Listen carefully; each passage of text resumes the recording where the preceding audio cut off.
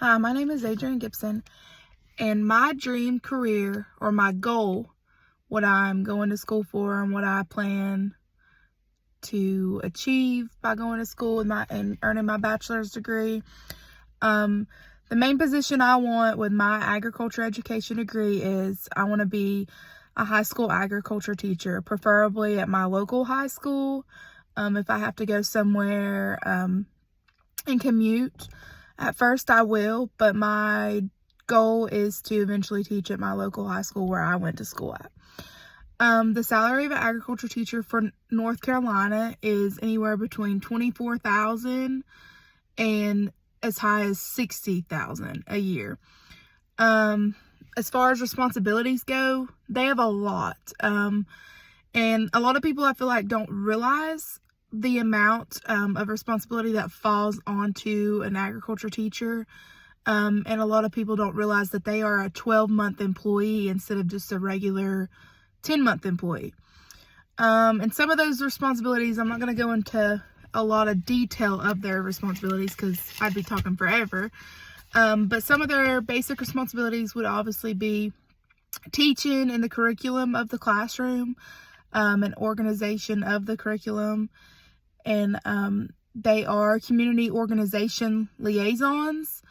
They reach out to people in the community to, whether it be to get them to come and speak to the class or do skill building activities with the class, or field trips, or getting people to donate money, fundraisers.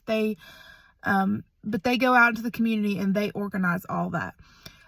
They are FFA advisors, so they are over their whole FFA chapter for their high school, for the local high school. They plan all the FFA events, all the field trips, overnight trips, all the competitions that they compete in, like livestock judging, poultry judging, horse judging, and forestry. All of those that they compete in, they are in charge of organizing them and is doing fundraisers for them as well. Some FFAs do the local county fair in their hometown. Some don't. Some go to like the state fairs. My local one actually has started going within the last couple of years. They go to the Mountain State Fair in Asheville, North Carolina, and they even go to Raleigh, North Carolina to show livestock. And they've done that the past couple years. And that's all up to the ag teachers to get that set up and organized. They are a leader not only in FFA in their classroom, but they're a leader in the school because they go out and promote agriculture, FFA, everything that they're about. They are out promoting and leading and trying to get people to join. They're advising people on their career paths. I know that without my two ag teachers, I don't know where I would be without their advice and leadership. They do supervised agriculture experience projects, which are better known as SAEs, and it's pretty much how they evaluate overall the students' knowledge and what they're obtaining throughout the year. They're a project that they have to keep track of students' hours, their agriculture hours, that whether they've been feeding their dog, feeding their cattle, washing and grooming their horse, mowing yards, all kinds of stuff. They have to supervise that and make sure that all their students are taking care of that and doing what they're supposed to be doing. They also organize and get together all the summer programs. FFA does a lot during the summer. Even if school's not in session, they are still out doing stuff in our community. They also have to keep up with all the records and reports to do with FFA and the classes as well. They have to keep up with the awards in FFA that people's earn, what they haven't earned, Green Hand Awards, state awards. And they just are there to give guidance.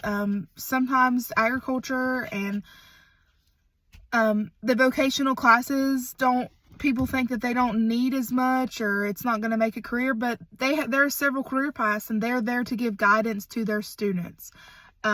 So I know I got a lot of help from my ag teachers. Requirements to be an agriculture teacher. They're a little complicated because they are part of the CTE vocational programs. They're not like a regular core class like math or science or reading, but their basic requirements are a bachelor's degree in agriculture science or in a closed field of study such as agri-science, forestry, horticulture, but it's 4 years that they are supposed to obtain. They will be required to take a praxis to be able to be a licensed teacher in North Carolina.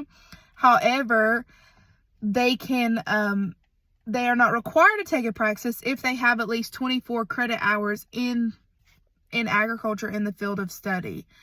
So I thought that was interesting that that at times they're not actually required to take a praxis, because that's required by most teachers. And a favorite quote that I live by to this day is a quote that my dad always told me when I was growing up, and playing basketball, showing cattle, anything that I was doing. He always told me, can't, never could, because I would always say, well, I can't do that. And if you can't do it, then you're never going to do it. So you should never say can't, because that automatically puts you in that mindset that can't, never could, and can't, never will.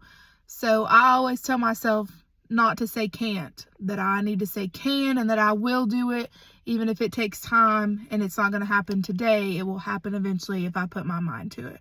So that's what I've done. I'm 24 years old, and it's taken me a little while to go into school and getting my 4 years degree, but I'm on the right track, and I will graduate soon, and I cannot wait to become an ag teacher.